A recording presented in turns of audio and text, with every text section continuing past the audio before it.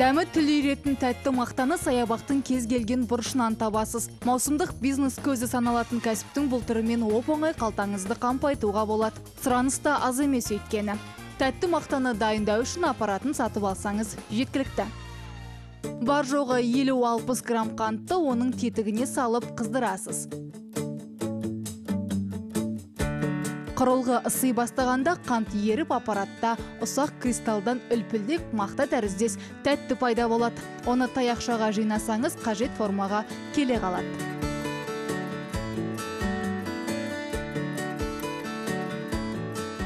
Көптеген елдерде бүгінгі таңда тәтті мақтаның өзін ерекше әдіспен ұсынады. Онымен түрлі мүсіндер, мультфильм кейіпкерлерінде жасайды. Керек десеңіз ырғала билеп те береді.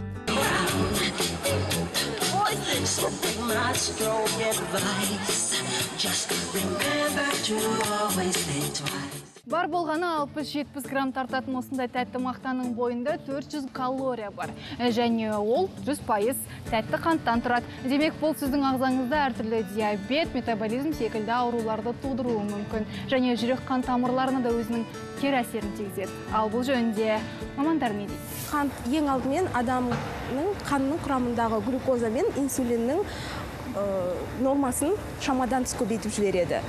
Оның салдарынан бүйрек ауруы пайда болады және адам ағзасындағы түрлі бактериялар, сонымен қатар колит аурулары осы адам ағзасындағы қанттың көбеюінен пайда болады.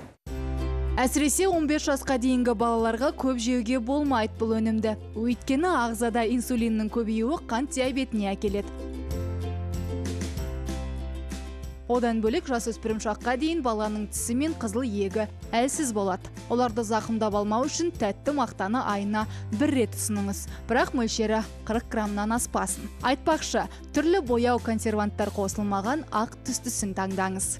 Өзіміз байқай бермейтін осындай ұсақ дүниелер денсаулығымызға өзінің едәуір зиянын тигізуі мүмкін. Бастысы, мөлшерден аспаңыз.